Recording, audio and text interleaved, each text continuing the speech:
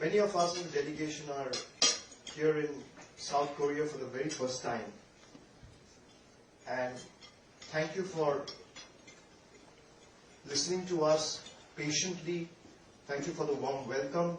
I wish we could have stayed a little longer than what we are, but since we are all on national duty, we have limited time. Just to add to what my colleagues have stated, the 22nd of April Pahalgam terror attack is no more a matter of India's national security. It has turned out to be a global imperative now. And time and again, we have been saying this, how Pakistan has been harboring, shielding, and sheltering terrorists in their own land. Right from the time both India and Pakistan has gained independence at an interval of a day, at the same time, precisely. And if you look at the trajectory of Indian economy and Pakistan's economy, there's a hell and heaven difference. India has grown by leaps and bounds, where Pakistan is struggling with their own economic crisis and flaws. And the attack on Jammu and Kashmir in Pahalgam is a testament to the fact that they don't want the Indian economy to prosper. This is a message we want to carry to the world, where you have 7 delegations going to different countries. And we want to tell this to you, everyone, with all humility and grace, that any support to Pakistan is a support to terror organization. Anyone supporting any act of Pakistan is supporting a terror organization. Why I say this? I have reasons to say this. When the 2008 Mumbai terror attacks were carried out in Mumbai, where all of you must have seen and known, 166 nationals were killed and shot dead by terrorists. And out of those 166, there were people belonging from different nationalities. Apart from India, there were people from 26 other countries. And the prime accused, who was then arrested by the Indian law enforcement agencies, he confessed in the proceedings that he was trained and raised in Pakistan. And when the terror attack was carried out this year, on the 22nd of April, we actually expected Pakistan to do justice and bring the perpetrators to book. Either you bring justice to them, or justice needs to be done to them. You anyway have to do justice. We waited patiently for a week, 10 days, 14 days. Then India eventually carried out the airstrikes on the 7th of May, after waiting for 14 days. Why I'm mentioning about the airstrike? Because the airstrikes were so precise. It was carried out with so much of precision. We ended up successfully destroying 9 terror infrastructure without endangering a single civilian life. This is what India is, firm in resolve, yet honorable in action.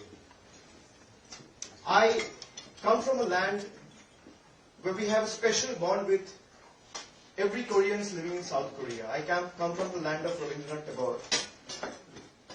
And Rabindranath Tagore's poem, The Lamb from the East, is still embedded and found a special place in the textbooks of school kids today. And we come from a land who has always taught and given the message of peace, harmony, tolerance, and humanity to the world. We would be the last one to talk about violence. We would be the last one to talk about war and tax.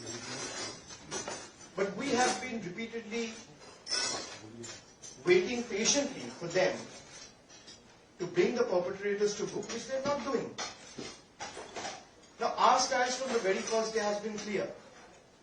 You fire, we fire. You stop, we stop. You can't be expecting one-sided action, and you can't be expecting any reaction. As Newton's third law says, every action has an equal and opposite reaction. Now, breeding a snake back in your backyard and expecting that snake to only bite your neighbor is the last mistake we should do, or last think we should think of. Because once the snake is unleashed, it will end up biting whoever it can. A snake remains a snake. If you're breeding a monster to become a monster, the day the monster is unleashed, it will pounce on an attack on everyone. It gets an opportunity to attack. So we need to be very careful and mindful of how Pakistan has been harboring terrorism, harboring terrorists from 9/11 to 26/11 in Mumbai, to Pahalgam, to Pathankot, to Uri, repeatedly one after one terror attacks. You might reminisce Osama bin Laden was found in a place called Abbottabad, which is again in Pakistan. When the airstrikes were carried out by the Indian Air Force, there is a picture in public domain. It's all over the media. You can find out. When the airstrikes were carried out, those airstrikes ended up killing 100 odd terrorists. And then you have a picture where Pakistan's high-ranking military generals are attending the funeral of the terrorists. They're not any pawn or small officers. They're high-ranking military generals from the Pak army. They are physically attending the funeral of the known terrorist who has been carrying out terror attacks in various places of the world, including India. So this is a testament to the fact what India has been claiming for the last 4-5 decades.